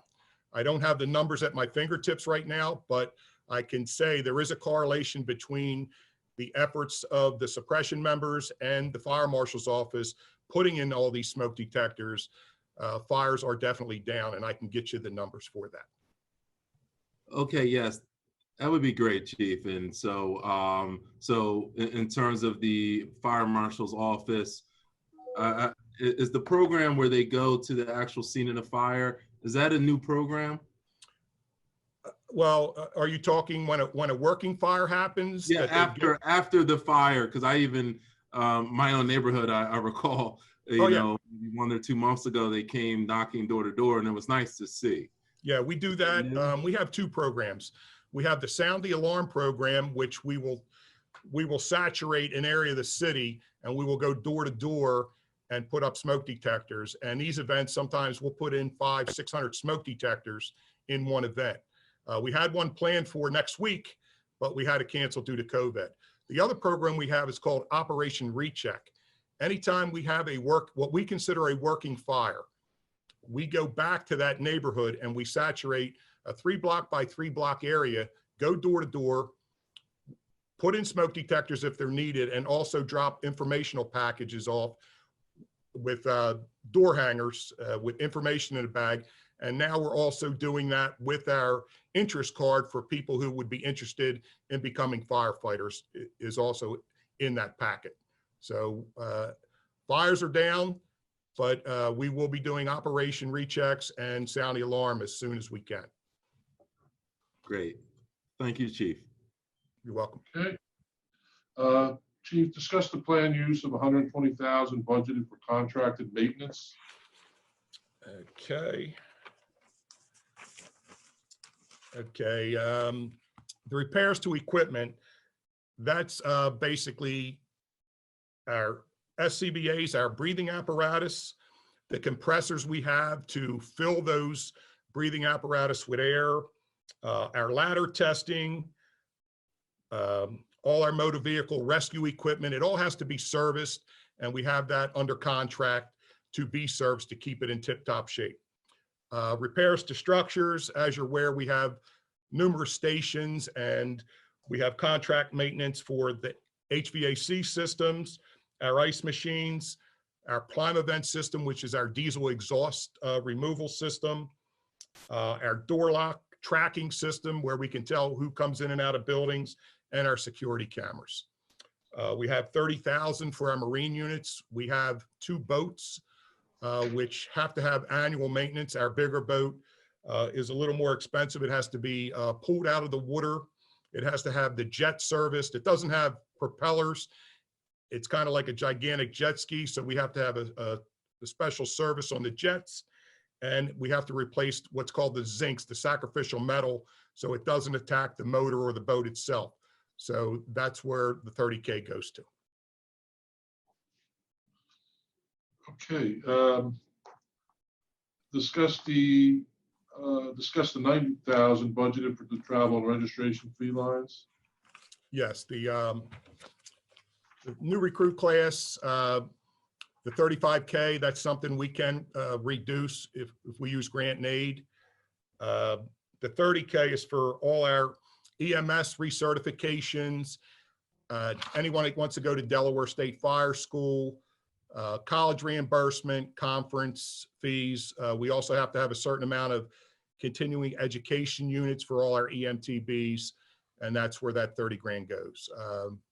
The 5 grand is for all our various membership to the various organizations we're in. Some are to keep certifications like the NFPA, but these are things that we need.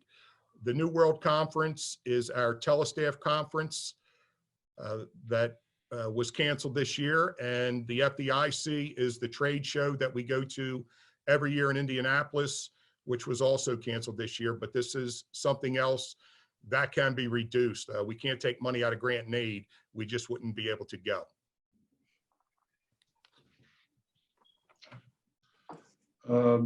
Discuss the planned use of 50,000 budgeted for budget and consultant account line. Okay, we have 2. Our cardiac kinetics program, which I talked about, we go to cardiokinetics. Each member goes individually. He has to go through a series of exercises, and he gets a physical, kind of like it's almost like a stress test when you're on a treadmill, but he can get a physical workout prescription from cardiokinetics to help him keep himself in shape. So we do that, and we've been doing that for years.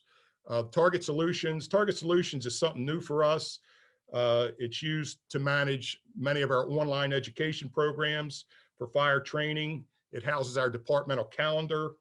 All our departmental forms are on Target Solution, and we can send informational messages to our members when they're on duty or off duty. So it's a great program that gives us a lot of versatility.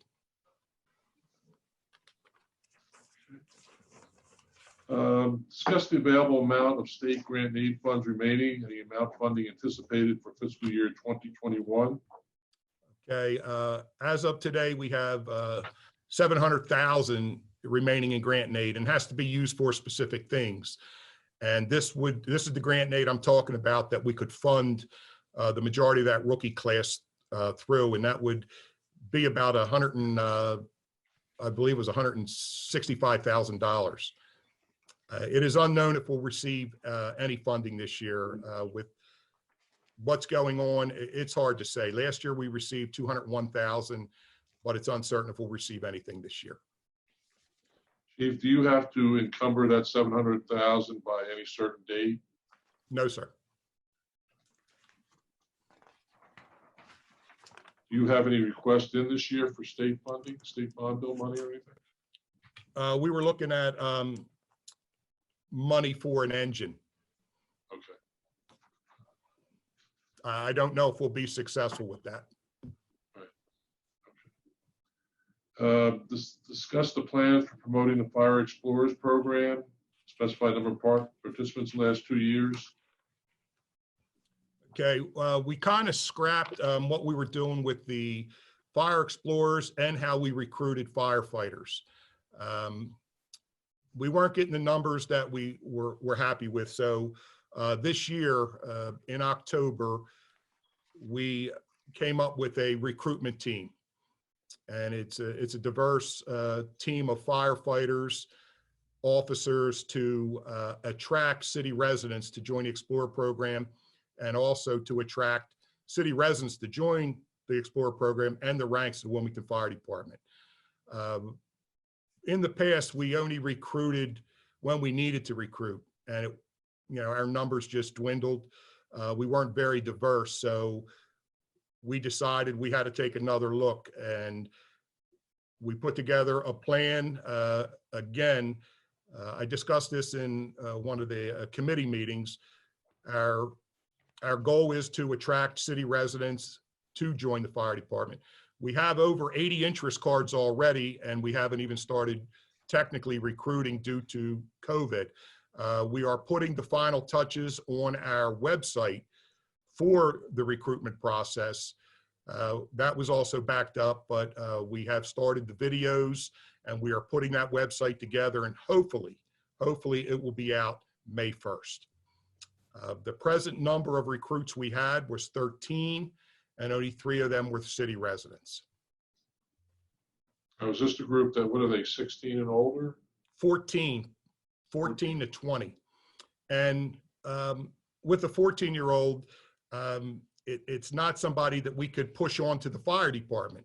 So the Explorers isn't really the answer, what we're looking for. We have to attract more people than just 13 Explorers. So we've already had a couple events canceled. We're looking into doing some things online, recruitment sites that are online to try to start recruiting people. But we have a good plan. Actually, one of your staff members, Rahima Jabbar Bey, sat in on a meeting, and she was help to us in coming up with some various ideas on how to do this. Councilmember Oliver, did you have a question? Yes, can you hear me? Yes, I can. Okay, I was wondering how many, when he said 3, he said only 3 so far from the city?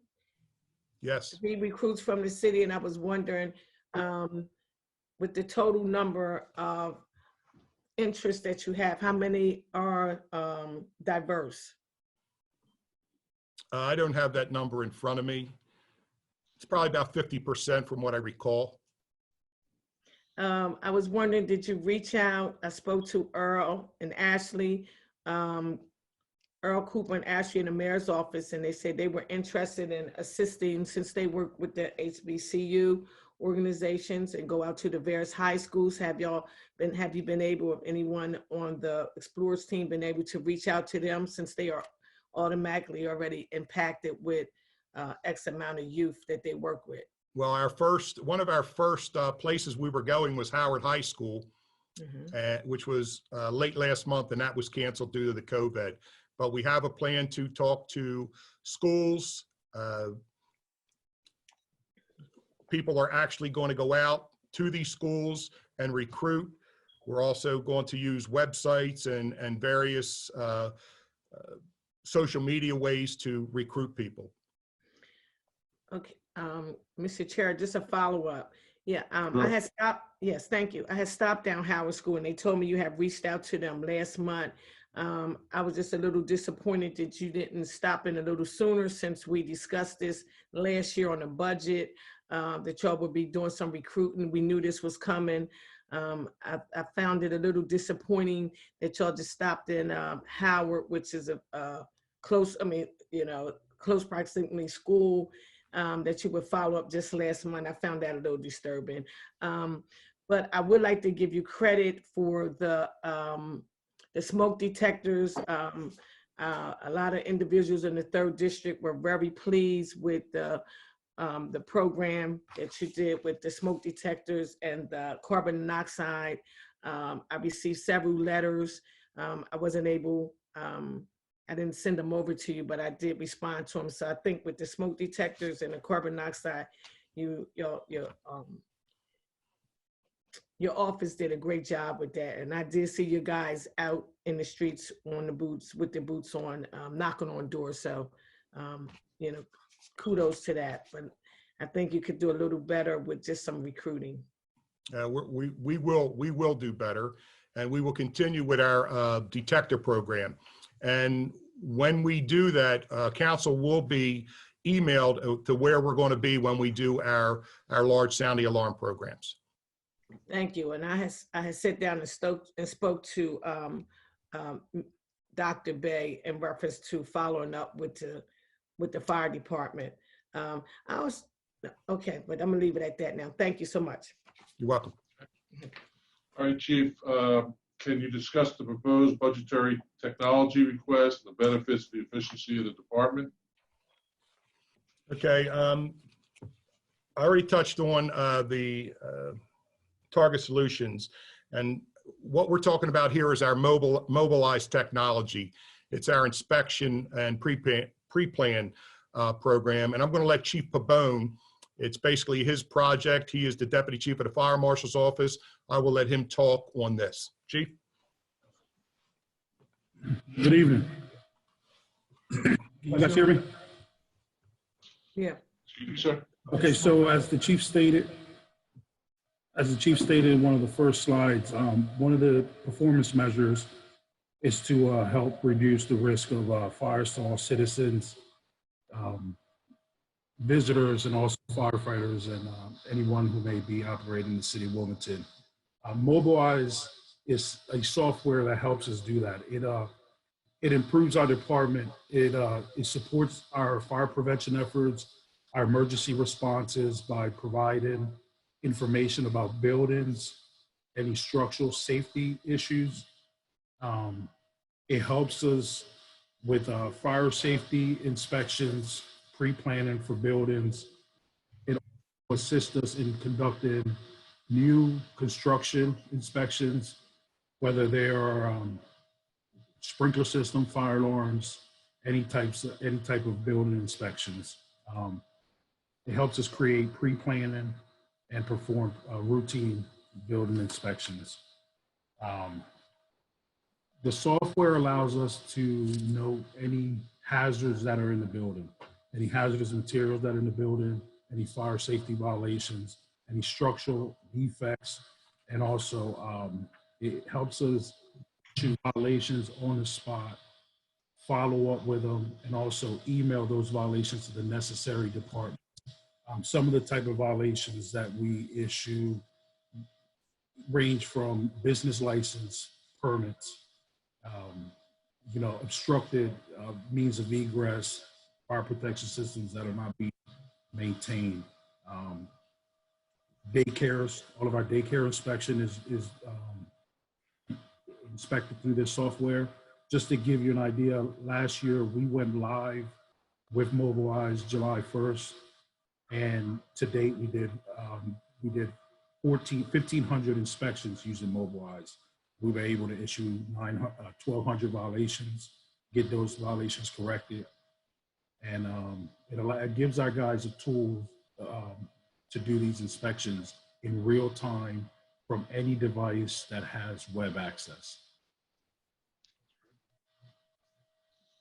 Okay, that concludes the questions that we submitted. Councilmember Oliver, did you have a follow-up? Yes, thank you, Mr. Chair. Just a follow-up. I was wondering why a lot of business owners I spoke to in the past say they prefer to go to Newcastle County because the city fire department is just too hard on them. When I'm downstairs and people are trying to get their business license, and I hear it all the time. Is there a reason that a lot of people prefer to go to businesses prefer to go to Newcastle County because they stated that the fire department is just too basically nitpicking with businesses, and a lot of them have transferred down to Newark or Newcastle? Chief, you want to handle that? Yeah, I don't know why they would. I don't know why they would feel that way. I think we have this. We have the same exact system that Newcastle County. Actually, we're a little bit easier because license and inspect. First of all, we don't issue business license. We work with license and inspection. The fire marshal's office do. We do the inspections and stuff for the life safety. So businesses in the city of Wilmington have to be open based on required codes, which are Newcastle County codes, state codes, and national codes. So the same codes that they have to follow in the state, they have to follow in the city. So I'm not sure why they prefer to go to the state in the county than in the city, because they have to abide by the same code. So, you know, the code is in black and white. The code is the same code. We don't have any different, any harsher restrictions in the county. So, you know, you know, if you do have those issues, I just, you know, please ask that you have them reach out to me, and I will try to assist them, because we're in no way in the business to not allow businesses or detain or delay businesses from open. I am a business that wants to operate in the city has an open door policy with me, and I will help them and walk them through the process and able to get that business open in the city. Okay, thank you. Just as a follow-up, which you just said, with you, it's not with you, it's with the department. And I was just following up. I'm just a voice for the people. I have heard it on several occasions for many years that the fire department, I know you don't give out business license. I'm speaking on behalf of inspections and people trying to open businesses. And I'm just a voice for the people. So okay. I'm just letting you know for FYI that people, business folks now, I mean, it's, you know, these are business folks who say they prefer to go to Newcastle, they prefer to go to Dover or Newark, because City of Wilmington's fire department is known for holding businesses up. So I just wanted to put it out there. I mean, you know, I'm sure you're doing a good job, but I just want to let you know. Okay. That's all. Councilmember Johnson? Yes, thank you very much, Chairman. I think this question could be probably answered by Deputy Chief. Just to follow up on the Fire Marshal's office. I know we have talked, Deputy Chief, about this. Same issue. Is there another addition to Mobile Eyes that will actually allow us to have real-time access to where the current sprinkler permits are and whether they're compliant or not? Because I know that's been an issue we've discussed in the past. And is there something, not saying it's going to be this budget cycle, but next budget cycle, you know, is there something that will allow us to have that real-time access? Therefore, maybe freeing up your staff to actually focus on the real fire problems that we have in the city. So, yeah, so there is something in the works. As you're aware, we've spoke about, there is something in the works to be able to require that all of the fire protection systems, sprinkler, fire alarms, fire suppression systems, all of those systems are registered with the city. Currently, right now, we try to keep them on, we try to keep them annually. Mobile Eyes is a tool that allows us to, once we obtain those systems, we're able to attach those systems to a specific place, and then also manage those systems to be inspected on an annual basis or 6-month basis based on the requirement of the code. There is something in the works. I am working on a draft in reference to getting fire protection systems mandated to be registered with the city of Wilmington. Okay, great. Thank you, Deputy Chief. Councilmember Congo?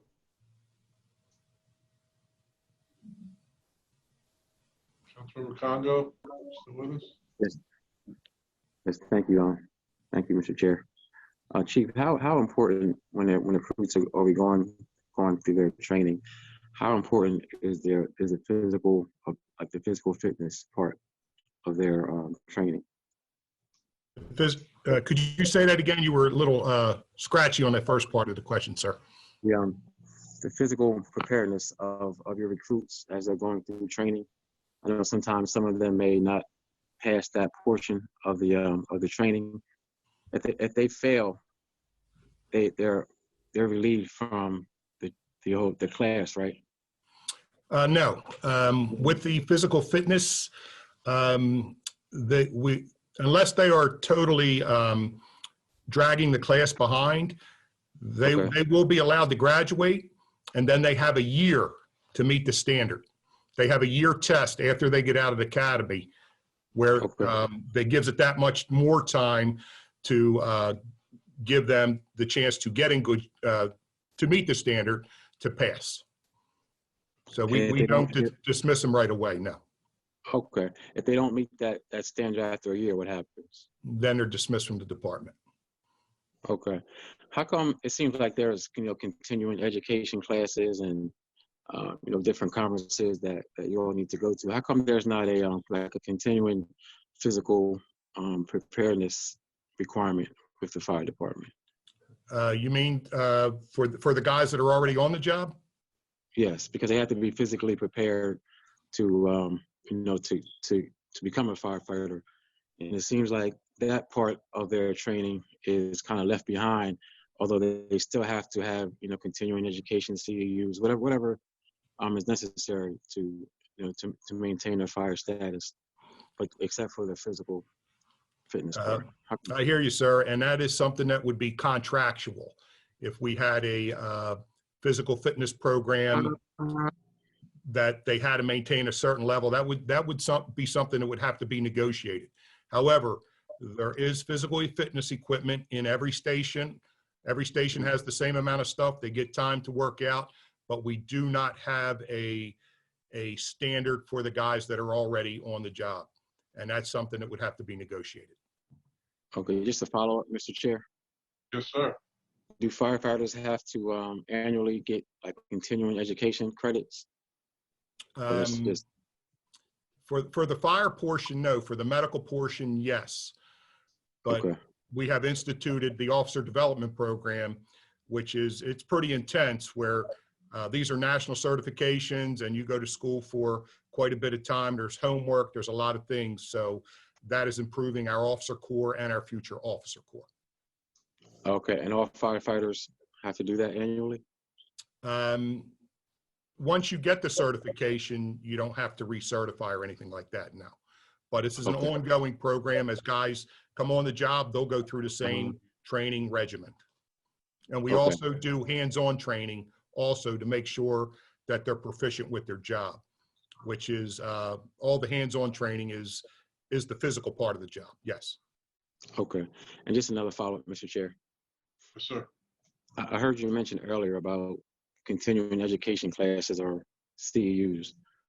Who does that pertain to within the fire department? That pertains to our fire marshals, and it also pertains to, I would say, about 90% of the department for their medical training.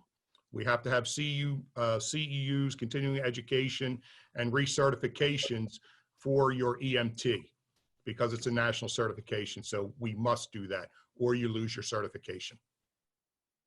Okay, but that's not contractual.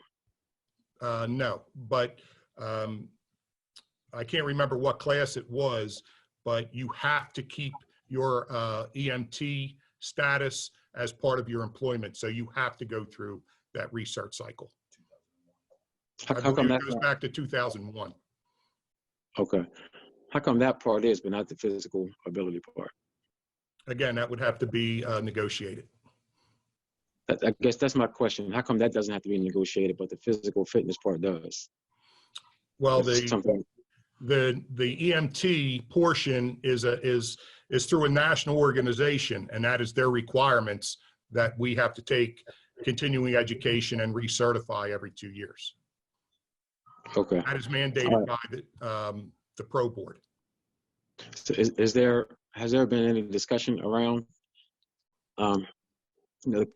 just modifying the contract so that physical preparedness is a part of the contract? It's been talked about. It's been talked about over the years, but it's never been agreed upon. Okay, can you give us an update why? Is this a part of the plan for that? It just hasn't been agreed to. Okay. We can probably talk about that later at a committee meeting. All right, thank you. You're welcome. All right, Councilmember Oliver. Thank you, Mr. Chair. This is my last question. Has the test part of the application been reviewed? That was one of my main questions. I'm glad you brought that up, Councilman Congo. I know the testing was questionable. The fire department was put out. Have y'all had a chance to review the test that y'all are giving to the explorers or whoever are trying to participate to become a firefighter? Have y'all reviewed that test? Because in the past, I spoke to Job in the past and various other firefighters who currently work for the department and who have retired, that the testing was extraneous and it was for someone who was becoming a chemist.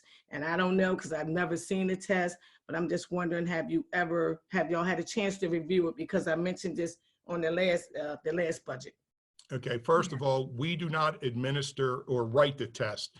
We have a vendor that is, they design tests for police and fire. And we are looking at various vendors for the upcoming test. Yes. May I follow up, Mr. Chair? So my question is, have you reviewed the test from the last budget hearing when we discussed this before? As I stated, because I looked at the numbers of the diversity and the participation of individuals who were accepted in the fire department. Have y'all reviewed that test?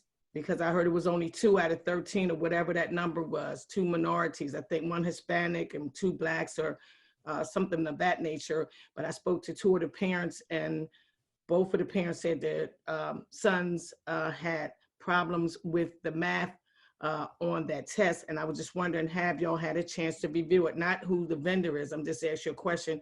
Have you even thought of collaborating a team to review it, or however that goes? Again, the test was a general aptitude test. Of course, I didn't take the test, but it's designed for entry level. And what I think is hard, or what isn't hard may be hard. And that's why we are looking at it. And that's part of our recruitment team. And that's why we're looking at different vendors. We're also reaching out to other departments like Philly and Camden to see what they're doing. Thank you. You're welcome. Councilmember Harley? Yes, thank you, Councilman Friel. So I was just listening to that conversation, and I would just like to offer a little bit of feedback as it relates to the composition of the test. One way that you can get some feedback is to put a survey out to the fire the firemen that are currently working. A survey just gives you feedback. It doesn't mean that you're going to change anything. It doesn't mean that positive or negative, but it can definitely offer you information that you wouldn't typically. Hello, are we still there? Okay, sorry about that. So I just wanted to offer a suggestion in terms of the test, since Chief, you haven't seen the test or reviewed the test, but I think you could get a very good gauge on what people think about the test. Do they think it's too technical? When you think about being a fighter, I wouldn't think that, having a background with science, technology, engineering, math, would be required, not too extensive. So I just thought that could be a suggestion to put a survey out to the current firefighters. Thank you. Good point. Good point. Understood. Okay. Once again, I'll ask the public if they, let's see, I think we have something. Okay.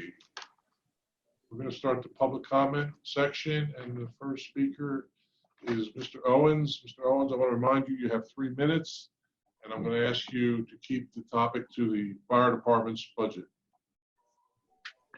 Thank you. Can you hear me? Yes, sir. Hi, everyone. I just want to say thank you for allowing me to speak. My name is Kobe Owens. I'm a resident of the 1st District. And I just want to speak to the Fire Explorer program. As a person who went through it for 4 to 5 years of my life, it's an amazing program that gives young inner city children hands-on experience with both the physical and mental aspect of what the fire department has. During my time there, I worked my way up as deputy chief.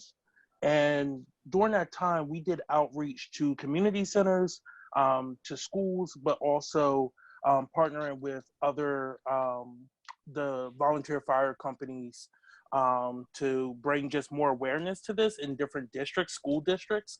And I know the school board, Brandywine School Board, was very active in helping us recruit people who ended up living in the city. So I just want to say that it's a great program. I'm glad that you're refocusing in on it. I know for a few years it kind of died off, but also please don't forget to reach out to the community centers. We were able to get a lot of kids from there when I was there. We ended up getting a total of 17 kids from the city out of the 23 who was in the program back in 2011, 2012-ish. Thank you. That's it. Thank you, sir. Appreciate it. Is there anyone else from the general public that would like to make comment at this time before we close out? I'm not seeing any.